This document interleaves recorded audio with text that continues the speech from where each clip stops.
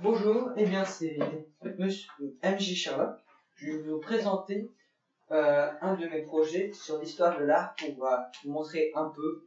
Mais comme moi je suis à l'étranger, je n'en fais que 3 cette année. Donc, je vais vous présenter le surréalisme. Le surréalisme est né après la Première Guerre mondiale. En 1924, création du groupe surréaliste par Breton, Louis Aragon et Paul Éluard, et a disparu en 1966 après la mort de Breton. Il est caractérisé par son opposition à toute convention sociale, logique et morale. C'est un mouvement qui prime sur le rêve, l'instinct, le désir et la révolte. André Breton, le leader du mouvement surréaliste, est le premier à donner une définition du surréalisme. Surréalisme, nom masculin, automatisme psychique par lequel on se propose d'exprimer soit verbalement, soit par écrit, soit de toute autre manière, le fonctionnement réel de la pensée. André Breton a une énorme influence sur ce courant, car c'est lui qui l'a créé et le mouvement a disparu lors de sa mort. Le mouvement surréaliste a les mêmes idées que le mouvement Dada, c'est-à-dire anti-bourgeois, anti-nationaliste et provocateur. L'écriture automatique et le cadavre exquis étaient des jeux de divertissement créés par les surréalistes. Magritte dit « L'identité de leur pensée surréaliste n'est-elle pas essentiellement le mystère ?» Alors là, on aperçoit le fameux tableau de Magritte qui est la trahison des images. On voit l'inscription « Ceci n'est pas une pipe », ce qui est totalement vrai, car ce n'est pas une pipe, c'est une représentation d'une pipe. On voit aussi le célèbre tableau de Salvador Dali, signes reflétant des éléphants.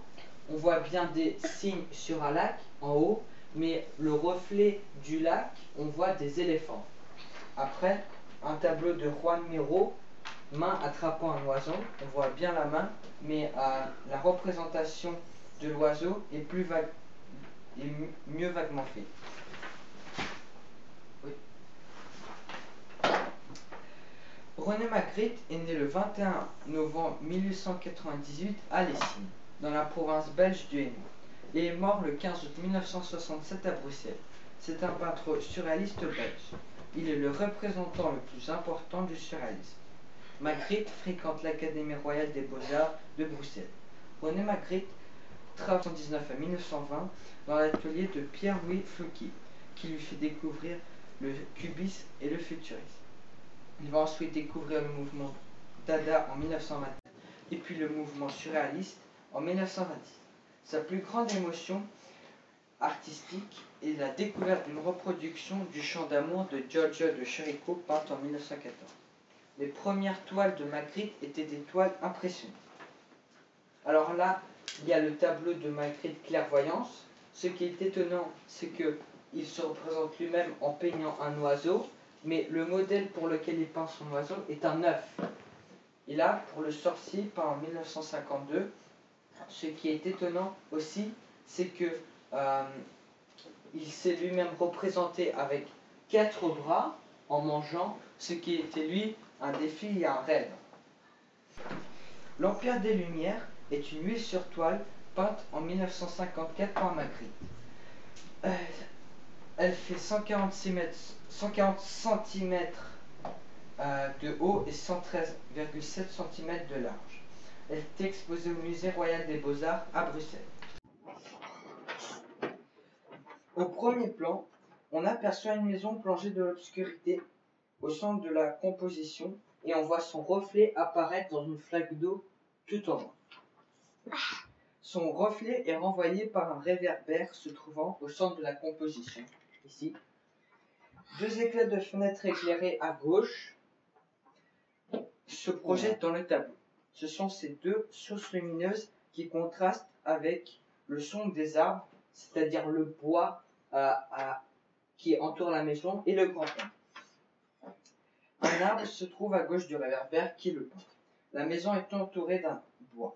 Au-dessus de la maison, au second plan, on voit clairement un ciel bleu nuageux tout en haut.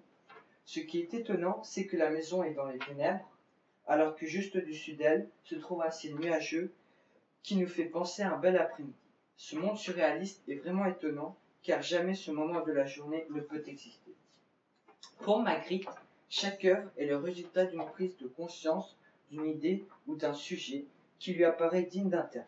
Je cite: la conception d'un tableau, c'est une idée ou une chose ou de plusieurs choses qui peuvent devenir visibles pour ma peinture.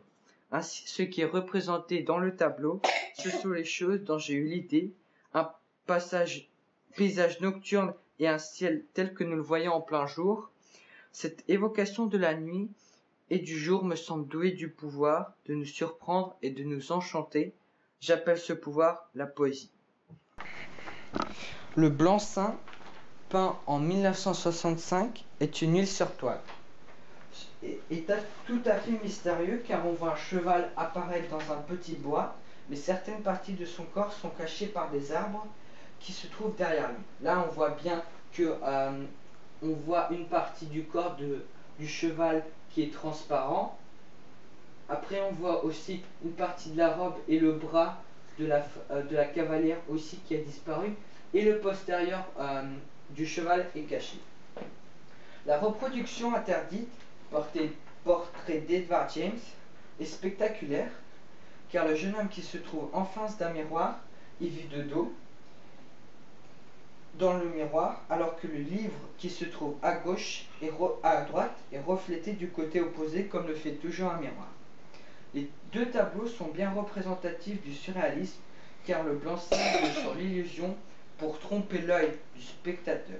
La reproduction interdite illustre bien les pensées des surréalistes, car ils adorent provoquer, comme le fait ce tableau, où il représentait un homme de dos que l'on voit dans un miroir, sauf que son reflet est aussi de dos, alors que l'on devrait le voir de face. Alors, ma présentation est terminée. Elle fait à peu près 8-9 minutes, ce qui est normal pour une présentation. À la fin, vous devez bien sûr mettre vos sources qui vous ont aidé à la création. Bon, pour l'histoire de l'art, il faut surtout parler pas très vite pour gagner plus de temps. Il faut pas radoter, pas répéter plusieurs fois la même chose. Il faut être calme, il faut pas se gratter. Il faut prendre des courtes pauses pour ne plus être essoufflé. Il faut faire attention et bien expliquer. Si vous êtes bon dans l'improvisation, tant mieux pour vous, car cela vous fera gagner des points. Donc moi j'ai Mac et j'utilise Keynote, ce qui est pratique, mais pour l'école, on doit transformer en PPT, donc les Keynote les font aussi, mais certains effets se perdent, donc voilà. Bon, au revoir. Au revoir, c'était MG Charlotte.